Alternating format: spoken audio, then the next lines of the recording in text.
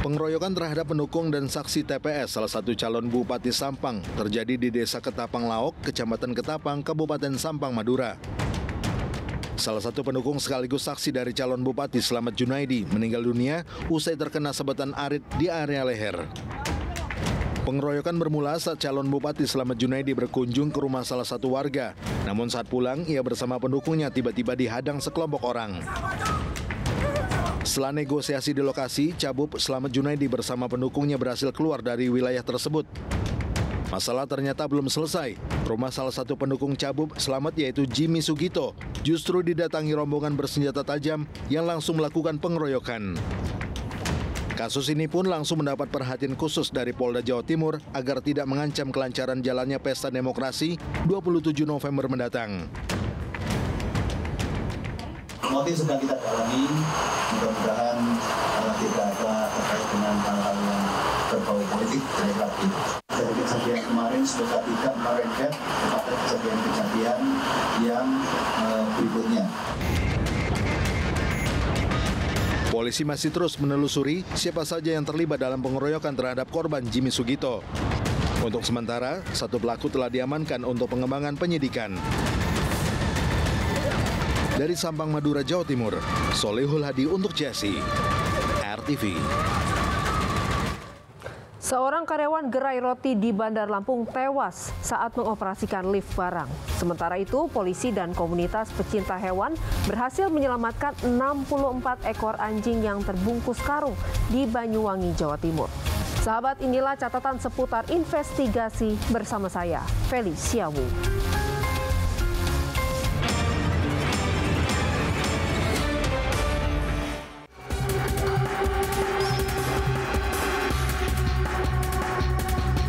Sebuah rumah di Dusun Trembelang, Kecamatan Celuring, Banyuwangi, Jawa Timur, digerebek polisi dan komunitas pecinta anjing lantaran rumah yang ada di tengah permukiman warga ini terindikasi sebagai tempat penampungan anjing untuk dikonsumsi. Saat membuka salah satu ruangan, petugas mendapati sebanyak 64 ekor anjing yang sudah terbungkus karung dan terikat tali. Puluhan anjing yang berasal dari Bali ini rencananya akan diselundupkan ke wilayah Solo Raya menggunakan truk. Nantinya, anjing-anjing ini akan dijual dagingnya ke sejumlah pedagang untuk dikonsumsi. Diketahui untuk setiap anjing dihargai Rp150.000 per ekornya dan dijual ke pembeli sebesar Rp200.000. Meski awalnya pemilik rumah mengelak, namun akhirnya tak berkutik setelah ditunjukkan rekaman video saat kendaraan miliknya berada di penyeberangan pelabuhan Gilimanuk. Hari ini kami berhasil melakukan penggerebekan untuk penyelundupan anjing untuk dikonsumsi yang diduga berasal dari Karangasem, Bali untuk dibawa ke Solo dan transit di Banyuwangi. Nah, ini kami menemukan ada 64 ekor anjing yang dalam kondisi mulut terikat dan dimasukkan ke dalam karung. Sementara rumah yang dijadikan tempat penampungan anjing itu kini dijaga aparat Polsek Celuring. Anjing tersebut berjumlah 64 ekor, didapat dari Bali, transit di rumah penampungan Trembelang milik saudara Samiji. Rencananya akan dikirim ke Solo. Baru kita ketahui hari ini dan kita lakukan pengamanan TKP sambil menunggu petunjuk lebih lanjut dari Satreskrim Polresta Banyuwangi. Guna proses penyelidikan lebih lanjut, pemilik rumah penampungan anjing kemudian diamankan tim unit pidana khusus Satreskrim Polres Banyuwangi. Dari Banyuwangi, Jawa Timur, Galeh Mega untuk Jasi, RTV. Mayat seorang wanita ditemukan dalam kondisi yang sangat mengenaskan di kolong jembatan Desa Karangjunti, Kabupaten Brebes, Jawa Tengah. Apa penyebab tewasnya wanita ini dan siapa pula pelakunya? Selengkapnya dalam liputan Mendalam CSI bagian pertama, menuntut dinikahi, wanita parubaya dihabisi.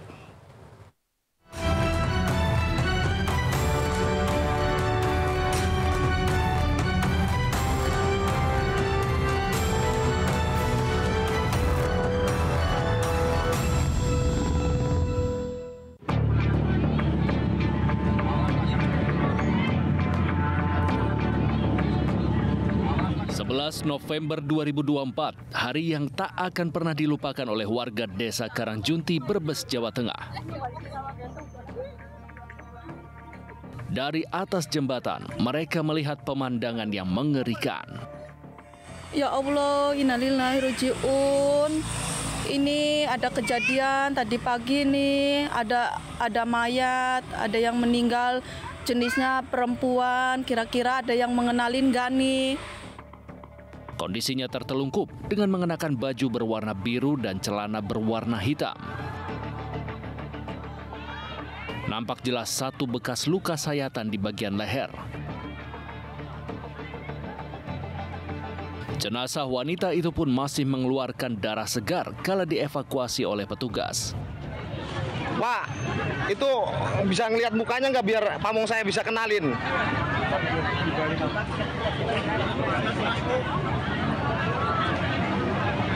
Sekilas biar itu pamong saya bisa kenalin.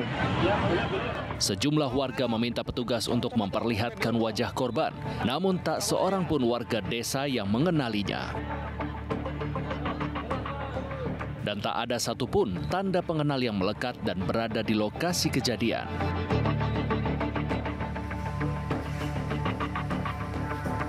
Jenazah korban dibawa menuju RSUD Brebes untuk dilakukan pemeriksaan lebih lanjut. Tim Dokes Polda Jawa Tengah pun turut hadir untuk segera mengidentifikasi korban. Lebih dari itu, korban segera diotopsi untuk mencari penyebab utama kematiannya. Dari sidik jari, terungkap jika korban bernama Endang Suprapti, asal desa Kadurama, Ciawi Gebang, Kuningan, Jawa Barat. Ia diketahui sempat tak bisa dihubungi oleh keluarganya sejak hari Minggu atau sehari sebelum jenazahnya ditemukan. Mengerikan, dari hasil visum sementara, wanita berusia 51 tahun itu juga menderita sejumlah luka, yaitu luka tusuk pada bagian tangan, dada, serta leher.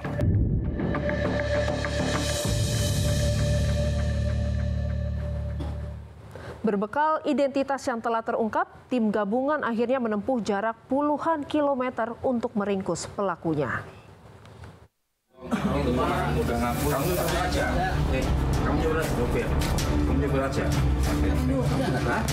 Tak sampai 1x24 jam setelah jenazah Endang Supriyapti ditemukan, tim Reskrim Polres Brebes dan tim Jatanras Polda Jateng meringkus seseorang yang diduga berkaitan dengan kasus pembunuhan ini. Ali nggak pernah, nggak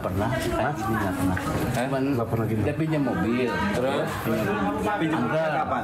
Ini tadi antar. Ya Pak. Udah diantar. Pria ini bernama Endang Herman Riyadi. Usianya 57 tahun dan berasal dari Kabupaten Kuningan, Jawa Barat. Dari keterangan keluarga korban, Endang Suprapti terakhir kali terlihat berurusan dengan pria ini. Tak hanya itu, seorang pria lainnya diamankan polisi dari dalam rumah. Pria ini bernama Irfan Teguh Meitriana yang tak lain adalah keponakan dari Endang Herman Riyadi. Nggak ada loh. Tahu. Kuncinya mana kuncinya? Masa mana masnya? Endang Herman Riyadi dan keponakannya awalnya diduga terlibat urusan utang piutang dengan korban. Namun apa yang ditemukan oleh polisi lebih dari itu. Kedua pelaku menjalankan aksi sadisnya pada sehari sebelum jenazah korban ditemukan di bawah jembatan Desa Karangjunti, Brebes, Jawa Tengah. Kedua pelaku membawa korban dengan menggunakan mobil rental sebelum akhirnya korban dieksekusi dari dalam mobil.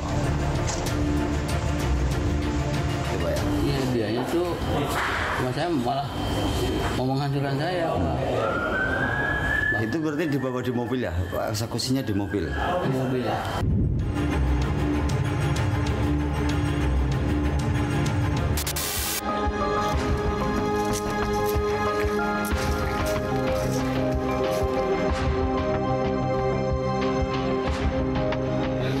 Pada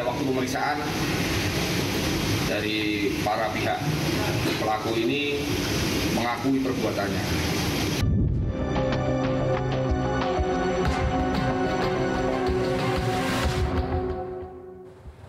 Seorang karyawan gerai roti di Bandar Lampung mengalami kecelakaan kerja saat mengoperasikan lift barang. Dalam kecelakaan itu, kepala korban terjepit lift yang menyebabkan korban meninggal dunia.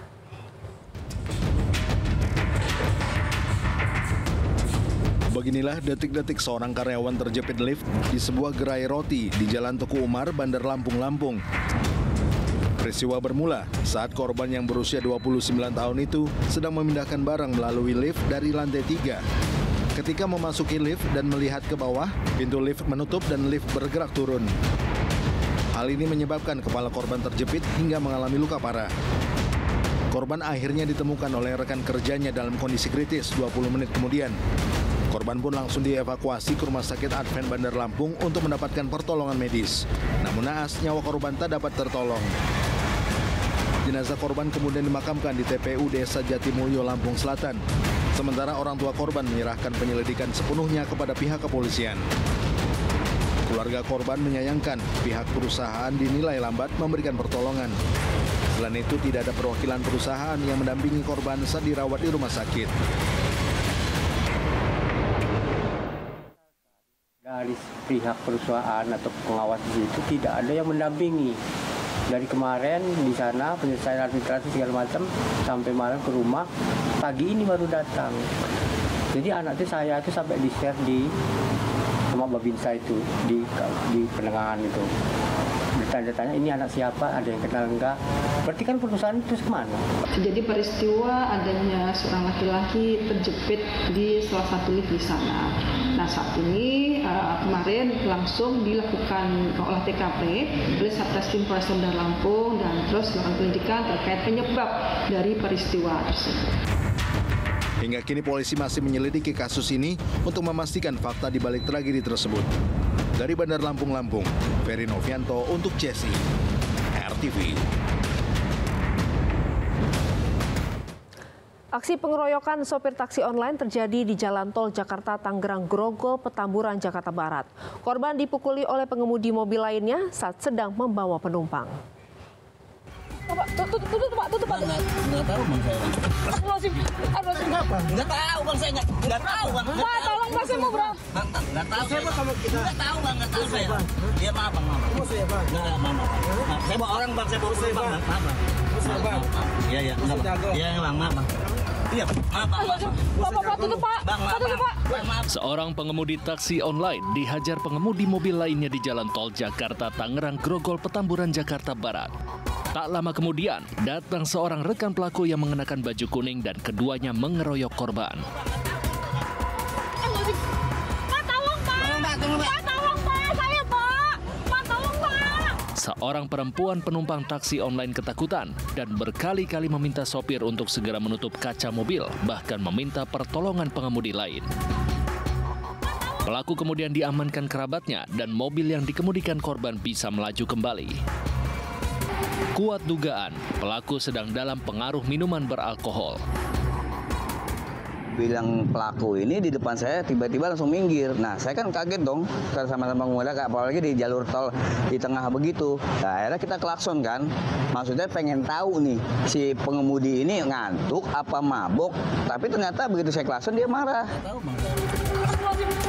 Akibat peristiwa itu, korban mengalami luka di bagian wajah dan baju yang dikenakan korban robek karena ditarik oleh pelaku. Korban pun berencana akan melaporkan kekerasan yang dialaminya ke polisi.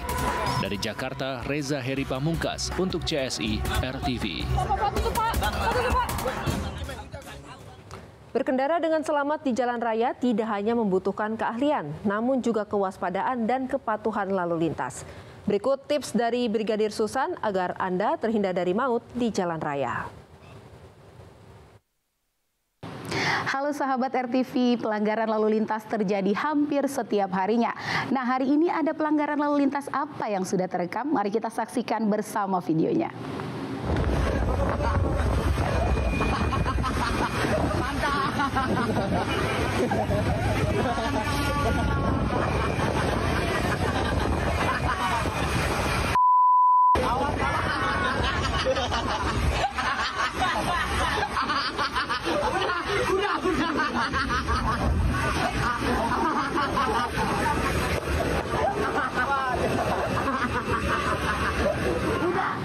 Astaga, sahabat, ada-ada aja nih tingkah pengendara.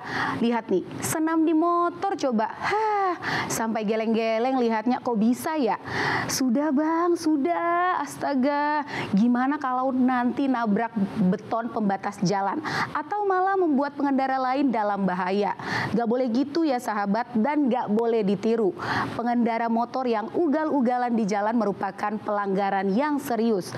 Pada Undang-Undang Nomor 22 Tahun 2009 tentang Lalu Lintas dan Angkutan Jalan, pada pasal 283 menyebutkan pengemudi yang mengemudikan kendaraan bermotor dengan cara tidak wajar atau melakukan aktivitas yang mengganggu konsentrasi termasuk ugal-ugalan pada video tadi dapat dipidana dengan kurungan 3 bulan dan denda paling banyak Rp750.000. Nah sahabat, ingat jalan raya milik kita bersama, jadi sebisa mungkin harus saling menghormati sesama pengguna jalan. Hanya karena tak diberi pinjaman uang, seorang pria tega membunuh perempuan lanjut usia pemilik kos-kosan di kota Medan, Sumatera Utara. Setelah buron 1 bulan, akhirnya pelaku berhasil ditangkap.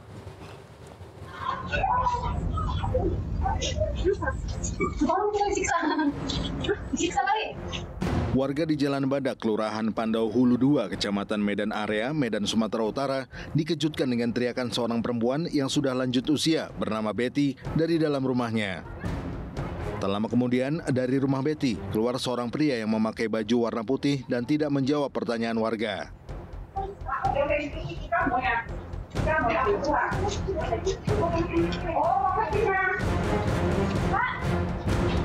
Warga kemudian memberanikan diri masuk ke dalam rumah dan melihat perempuan berusia 62 tahun itu sudah tewas bersimbah darah.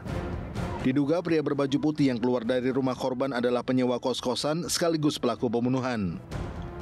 Jasad korban kemudian dibawa ke rumah sakit untuk diotopsi. Setelah buron 1 bulan, polisi akhirnya berhasil menangkap pelaku di tempat persembunyiannya di Kecamatan Siborong-Borong, Kabupaten Tapanuli Utara, Sumatera Utara. Pelaku bernama Johannes Tambun Eugene alias Abun terpaksa ditembak di bagian kaki karena berusaha kabur saat ditangkap. Emosi keluarga korban tak terbendung saat tersangka dihadirkan di lokasi kejadian.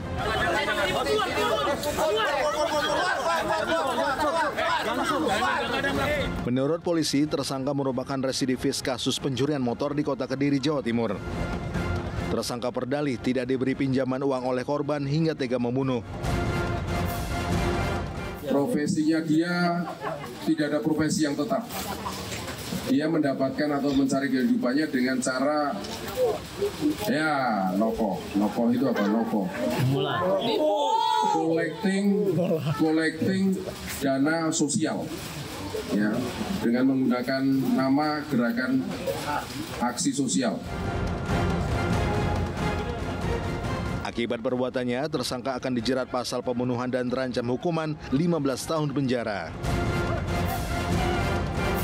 Dari Medan, Sumatera Utara, Wahyu Maulana untuk CSI, RTV.